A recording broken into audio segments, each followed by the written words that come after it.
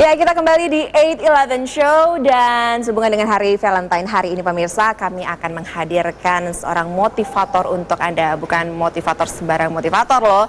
Kita akan berbincang dengan seorang motivator cinta. Siapa dia? Ini dia. Selamat pagi Ronald Frank. Selamat pagi. Ini memang agak berbeda dengan motivator biasanya ya. Ronald Frank ini adalah seorang motivator cinta. Kita ingin tahu sekarang kira-kira sebenarnya apa sih kerjaanmu? Motivator cinta, apa yang menjadi pembeda menjadi antara seorang motivator cinta dengan motivator-motivator yang lain? Motivator yang lain mungkin lebih berfokus kepada kesuksesan. Sedangkan dunia yang kita perlukan di dunia sekarang, khususnya di Indonesia ya, negara kita, itu adalah cinta. Itu sangat terlihat karena angka perceraian di Indonesia sangat tinggi. Dan itu disebabkan karena cinta yang hilang. Jadi tugas saya sendiri adalah saya pengen mengkontribusi, pengen memberikan kepada semua orang akan apa itu cinta, dan pada saat mereka mengerti apa itu cinta, hidup mereka akan berubah. Tidak hanya sukses, tapi mereka juga bahagia. Karena banyak orang bahagia dengan motivator kesuksesan, tapi mereka sukses dengan motivator kesuksesan, tapi tidak bahagia. Tapi sebenarnya cinta ini yang kamu maksudkan sini sebenarnya cinta terhadap pasangan atau cinta bagaimana sih sebenarnya? Cinta itu sangat luas, multidimensi. Kebanyakan orang kalau ngomong cinta, oh you and me, kita pacaran, terus atau suami istri. Tapi cinta di sini sangat luas. Cinta itu bisa cinta kepada diri sendiri, cinta kepada apa yang kita kerjakan, dan cinta kepada keluarga, cinta kepada lingkungan, khususnya cinta kepada negara. Itu yang saya sangat sodorkan gitu. Jadi bagi saya sendiri cinta itu adalah kehidupan. Let's say kita melakukan sesuatu pekerjaan, tapi kita tidak mencintai pekerjaan kita. Oh, jadi termasuk bagaimana cara mencintai pekerjaan kita ya, profesi kita saat ini ya? Kita harus mencintai diri kita harus mencintai hidup kita, dan kita harus mencintai apa yang kita kerjakan. Banyak orang mengerjakan sesuatu mereka tidak cinta, yang membuat mereka hidup, tapi di dalam diri mereka mati, mereka tidak bahagia. Mereka setiap kali bangun tidur, yang mereka hadapi adalah hari-hari horor yang tanpa cinta, seperti pergi pagi hari harus bekerja dengan perasaan yang tidak ikhlas seperti itu ya, terpaksa. Oke, tapi sehubungan dengan hari Valentine ya Ronald, sebenarnya kalau dari Anda sendiri ya, dari begitu banyak orang yang datang ke Anda, sebenarnya permasalahan yang paling banyak dihadapi oleh pasangan, let's say pasangan itu sebenarnya apa sih? Konflik antara memandang cinta itu sendiri. Misalnya yang satu mendefinisikan cinta sebagai perkataan. Kalau aku bilang sama kamu I love you, itu cinta. Itulah cara aku mengekspresikan cinta dan menerima cinta. Sedangkan yang satu lagi, dia punya definisi cinta yang berbeda. Kalau bagi dia cinta adalah perbuatan, bukan perkataan. Nah, gak peduli seberapapun yang satu bilang I love you segala macam, tapi yang satunya bagi dia cinta adalah perbuatan, dia tidak akan masuk. Menurut dia itu bukan cinta, dan itu terjadi konflik. Dan di sini saya menjelaskan untuk pasangan apa sih definisi cinta. Kalau di dalam seminar saya ada 5 bahasa cinta, dan itu penting. Masing-masing mempunyai definisi cinta yang berbeda, dan pada saat kita tahu definisi cinta tersebut, akan terjadi sebuah cerita cinta yang sangat luar biasa pasti. Kalau yang ikut seminar itu sebenarnya lebih banyak perempuan atau laki-laki? Sementara ini lebih banyak laki-laki, dan saya juga akan expand ke pasar perempuan karena memang. Kenapa laki-laki? Soalnya kan setahu saya nih ya, perbandingan antara laki-laki dan perempuan untuk saat ini tuh perempuan jauh lebih banyak. Tapi ternyata pasien Anda sendiri lebih banyak laki-laki ya ternyata. Nah, itu yang lucu karena laki-laki lebih sedikit, tapi mereka mempunyai masalah jadi tidak pede atau segala macam. Dan hal yang paling krusial adalah laki harus seseorang yang mengambil inisiatif. Sedangkan wanita hanya menunggu, dan kalau lelaki tidak mengambil inisiatif itu sangat tidak lelaki. Jadi saya mungkin dari awal ingin memotivasi laki-laki dulu, dan saya sekarang lebih ke pasar perempuan. Sebetulnya perempuan juga lebih sangat mengkhawatirkan karena mereka kan lebih menunggu. Tunggu dulu. Mengkhawatirkan maksudnya gimana nih? Mengkhawatirkan karena untuk masalah cinta-cintaan pasangan ya, mereka lebih menunggu. Mereka nggak bisa. Perempuan timur harus menunggu, bukan? Menunggu dan tidak bisa terlalu agresif. Yang perempuan bisa lakukan adalah mengirimkan sinyal kepada laki-laki, dan laki-laki sangat tidak peka dengan sinyal ini. Sinyal-sinyal seperti apa? Sinyal-sinyal bahwa, hey, aku tertarik sama kamu, hey, ayo kita jalan, hey, ayo dong rayu aku. Perempuan harus mengirimkan sinyal itu, dan ada konflik di antara perempuan dan laki-laki. Pada saat perempuan ini mengirimkan sinyal yang salah, laki-laki tersebut tidak akan respon. Sedangkan saya tahu laki-laki berpikir seperti apa, makanya nanti saya akan ajarkan perempuan juga untuk mengirimkan sinyal-sinyal yang tepat yang membuat laki-laki tersebut mengambil inisiatif untuk mendekati wanita tersebut. Seperti itu. Oke. Jadi kalau misalnya ternyata nih ya ada dua orang individu yang sebenarnya memiliki ketertarikan lah, bisa dikatakan seperti itu. Untuk saat ini permasalahan yang ada adalah si perempuan sudah memberi sinyal, tapi si laki-laki ini antara gue maju nggak ya, gitu ya? Atau laki-laki tidak menangkap sinyal wanita? Sama sekali nggak. Jadi memang dibilang pria dari Mars, wanita dari Venus, dan memang ada dua bahasa yang berbeda. Kalau wanita itu berbicara melalui konteks atau gambaran besar, melalui kode-kode, laki-laki melalui bahasa langsung. Dan itu harus ditutup. Jadi saya berusaha membuat planet Mars dan planet Venus menjadi satu ya? Dan mereka dapat bercinta di bumi. Wah, romantis sekali, bercinta di bumi pemirsa. Kita akan jeda dulu, kami masih akan kembali dengan sang motivator cinta ini sesaat lagi setelah jeda berikut ini.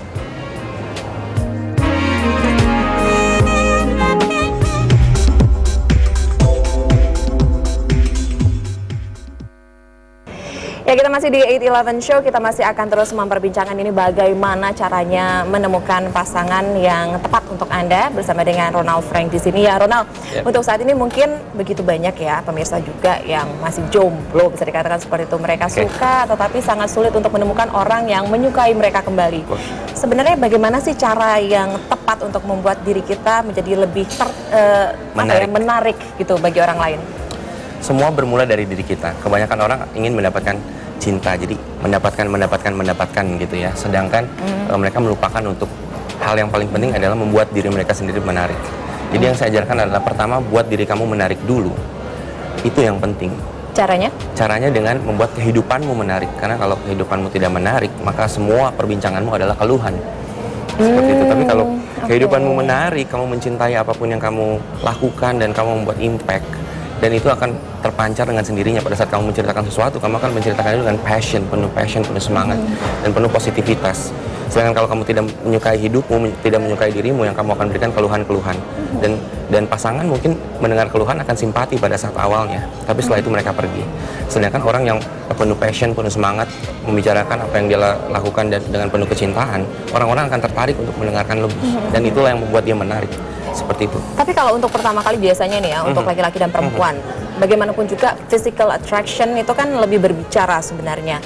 Nah, kalau misalnya ada mungkin yang merasa, aduh gue nggak terlalu cantik atau tidak terlalu ganteng gitu, untuk membuat mereka sendiri merasa pede untuk lebih keluar dan mencari pasangan, itu ada nggak sih tips-tips khusus sebenarnya? Ya tentu saja, itu ada di website saya karena penjelasannya sangat panjang. Websitenya apa nih? Websitenya perihalcinta.com, perihalcinta.com. Jadi website itu baru launching kemarin, masih berantakan.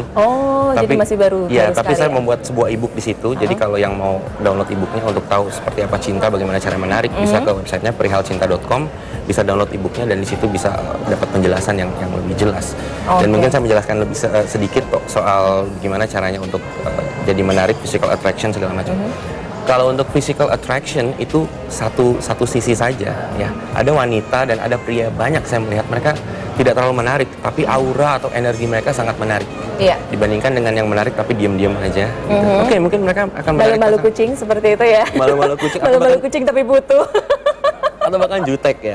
Jutek, kesannya jadi jutek ya? Betul, ada banyak teman-teman saya wanita cantik juga yang mereka sulit mendapatkan pasangan karena mereka merasa I'm over too selective gitu. Mereka juga jutek segala macam dan physical attraction itu sifatnya sementara. Yang paling penting adalah kepribadian dan energi yang kita salurkan. Dan itu semua dapat datang dari kehidupan kita yang menarik. Tadi kita sudah ngobrolin ternyata tuh banyak pria yang datang kepada Anda dengan permasalahan cintanya, dan tampaknya juga penelpon kita berikut ini juga pria. Ini Ronald, ini sudah ada Dedi ya, Dedi dari Palangkaraya, Pontianak. Halo, selamat pagi Dedi. Halo Dedi. Selamat pagi. Ya, halo Dedi, selamat pagi. Ada masalah apa mungkin yang ingin ditanyakan kepada Ronald?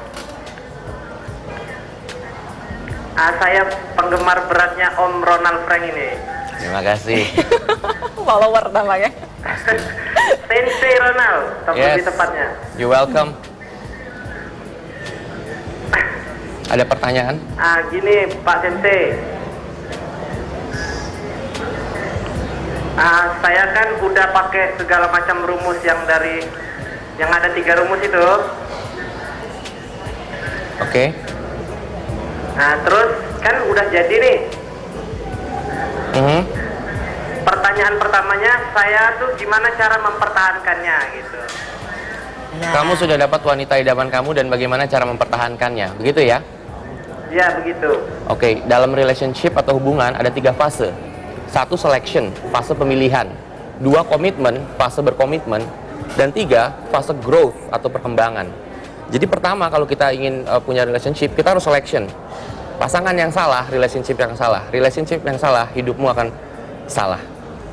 Oke, so kedua, setelah kamu menemukan pasangan yang tepat, kedua adalah fase komitmen. Kamu berkomitmen dengan dia. Berhasil atau tidak komitmen, di situ kamu akan pacaran atau menikah dengan dia. Pada saat kamu berhasil komitmen, pada saat kamu punya komitmen, itu akan ada fase berikutnya, fase growth atau perkembangan. Karena pada saat kamu komitmen, jika tidak ada perkembangan, akan bosan. Entah kamu yang bosan atau pasangan kamu yang bosan. Jadi fase ketiga ini sangat penting, fase growth, perkembangan. Jadi gimana caranya berkembang? Banyak hal, kamu bisa download juga di website saya, perihalcinta.com. Di situ saya buat ebook khusus untuk cinta, ya. Wanita atau pria bisa download di situ. Dan saya jelaskan sedikit tentang fase growth. Fase growth itu adalah fase di mana kamu lebih berkembang dan wanita lebih berkembang. Jadi jika kamu pacaran, kamu hanya nonton makan di tempat yang sama, itu sangat boring. Lakukan hal-hal yang lebih dahsyat lagi, lebih gila lagi yang membuat perkembangan di relationship kamu. Contohnya, coba ekstrim sport, atau kamu coba untuk sama dia tidak makan nonton tapi main ice skating atau main bowling atau something like that. Dan memang yang paling saya sarankan untuk pasangan kalau benar-benar mau growth, mau berkembang dan tahan ya kehidupan percintaannya sampai panjang, itu sebetulnya doing business together. Kamu sama pasangan kamu bikin bisnis dan kalian kolaborasi untuk membuat bisnis itu berhasil. Wow, it will never end. Kalian akan membuat bisnis itu berkembang dan kalian akan puas dengan kerjasama kalian dan cinta kalian semakin besar. Jadi itu saran dari saya. Iya, itu tadi kira-kira. Yep. Luar biasa sekali. Itu tadi salah satu pasien ya, salah satu yang salah satu yang suka curhat juga mungkin ya di Twitter ya. Banyak sekali. Oke. Ya ini kita juga sudah ada penelpon selanjutnya, ini Ronald dengan Asep ya. Asep di Jakarta.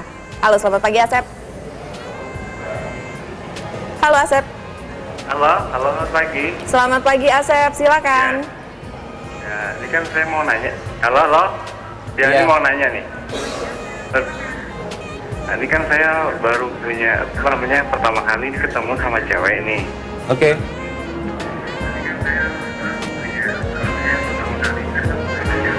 Nah, terus saya nih untuk mengetahui pandangan cewek itu sama saya tuh kayak gimana, tatapan matanya tuh, sinyal-sinyalnya tuh untuk cewek itu kayak gimana untuk mengetahui dia tuh suka sama kita gitu. Oke. Terus yang kedua dari nada suara dan dia menyapa saya tuh seperti apa gitu.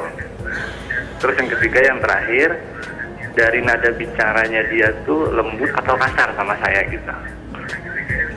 Itu saja? Nah, itu saja. Terima kasih banyak. Oke, baik. Terima kasih Asep. Kalau yang ketiga saya tidak bisa jawab, lembut atau kasar. Saya tidak mengenal wanitanya. Karena standar kan, bisa dikatakan juga kadang lembut.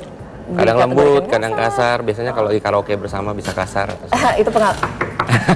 Nah, lanjut bagaimana Pak? Pengalaman kita ya, by the way. Okay. So, bagaimana cara tahu wanita suka sama kita? Dia akan kasih kode, kode-kode. Kode itu ada verbal dan non-verbal. Kalau verbal adalah dia ucapkan. Kalau non-verbal adalah menggunakan body language. Nah, saya akan kasih kode non-verbal karena memang wanita itu tidak direct, tidak langsung ngomong ya. Jadi kalau wanita suka sama kamu, dia akan melihat kamu di mata dan dia akan pegang rambut seperti ini. Oke. Atau dia beresin bajunya atau segala macam, terus dia akan lihat ke bawah, dia akan lihat kamu lagi dan tersipu-sipu. Ada macam-macam ya. Kalau mata ke atas berpikir, mata ke bawah merasa, mata ke kiri itu mendengarkan, mata ke kanan dia membayangkan sesuatu. Dan pada saat dia melihat ke bawah dan melihat kamu dan melihat ke bawah lagi, dia sedang merasakan sesuatu yang sangat intens. Oleh karena itu kamu harus berani melihat matanya dan ngomong langsung sama dia. Pada saat kamu ngomong langsung sama dia, dia tunduk ke bawah lalu lihat kamu tunduk ke bawah lagi, itu tanya dia suka sama kamu. Oke, cut. Too much information. Tidak bagus sebenarnya untuk para perempuan. Kita dibaca pemirsa. Ya, kita harus jeda dulu. Kita akan jeda dulu pemirsa, kami masih akan kembali sesaat lagi, tetap bersama dengan 811 Show.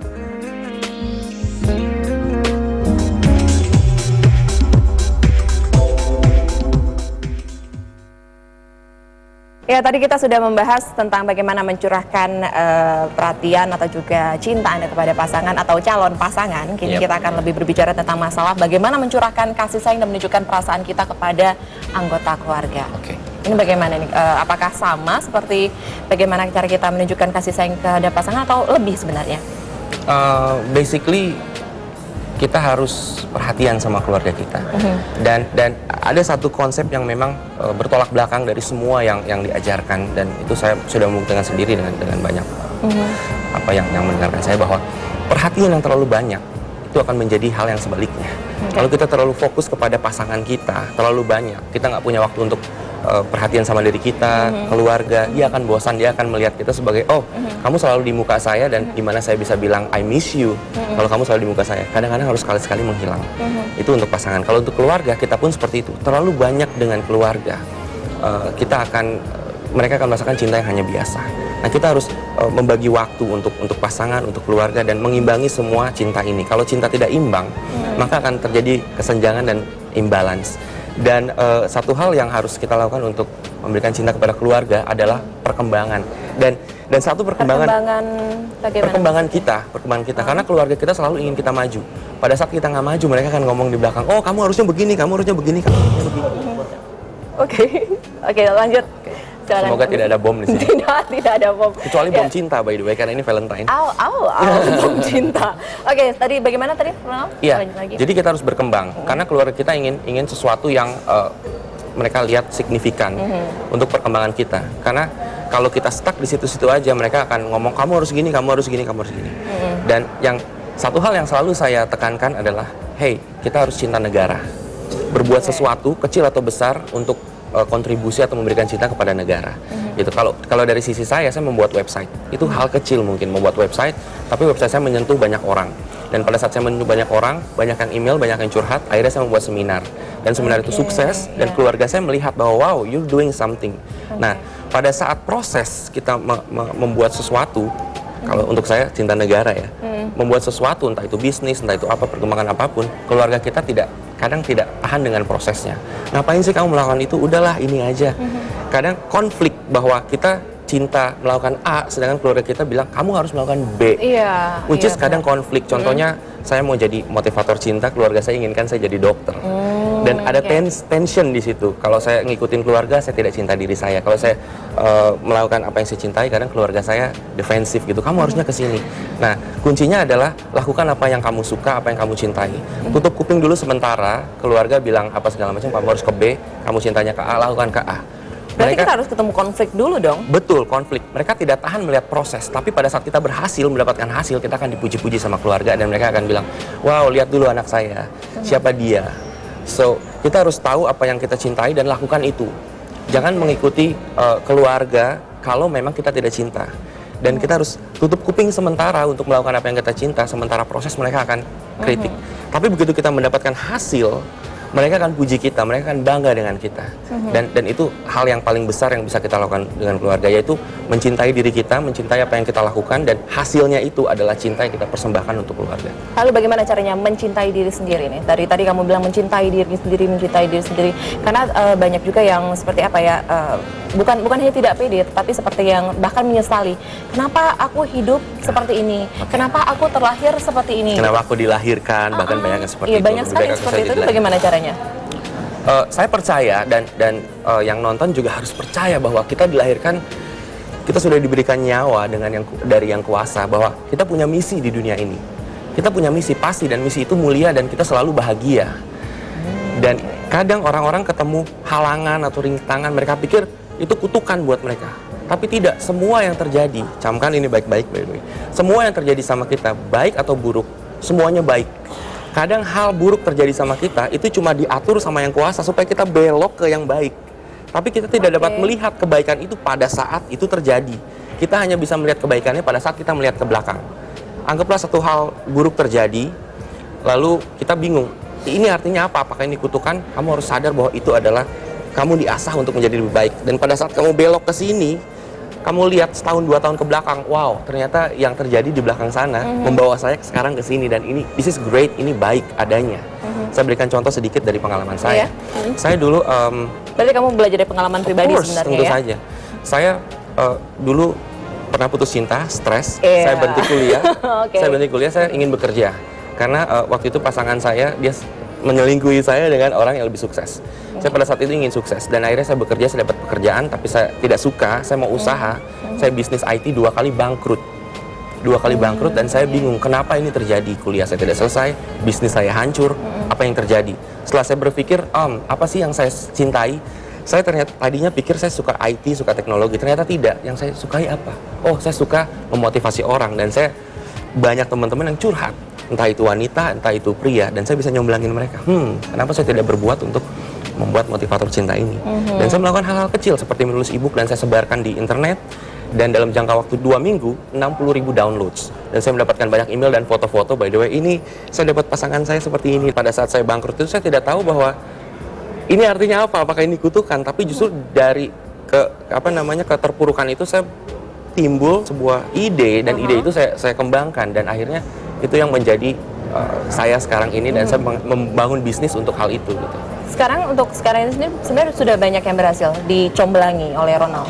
Saya tidak menyomblangi, saya hanya mengajarkan cara untuk jadi menarik, dan mereka melakukan sendiri semua hal-hal yang saya ajarkan. Dan kalau kesaksian, ada beberapa hal yang gila memang. Satu, ada pria yang pas-pasan, tapi dia akhirnya mendapatkan pasangan dan menikah dengan orang Eropa dan mempunyai status artis. Dan itu saya buat DVD-nya, nanti bisa dilihat juga di websitenya perihalcinta.com.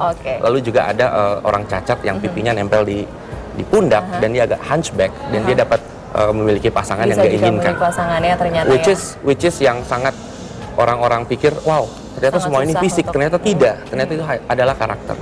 Dan pada saat karakternya di-develop, itulah terjadi keajaiban. Tapi anyway, motivator cinta sudah menemukan cintanya belum? Saya sudah menemukan cinta. Tapi alhamdulillah. Tapi kita tidak teruskan lagi. Pemirsa, tampaknya kita harus menyudahi dulu. Kita akan melanjutkan 8-11 dengan sejumlah informasi lain. Tapi terima kasih buat Ronald yang sudah bergabung bersama dengan kami di sini.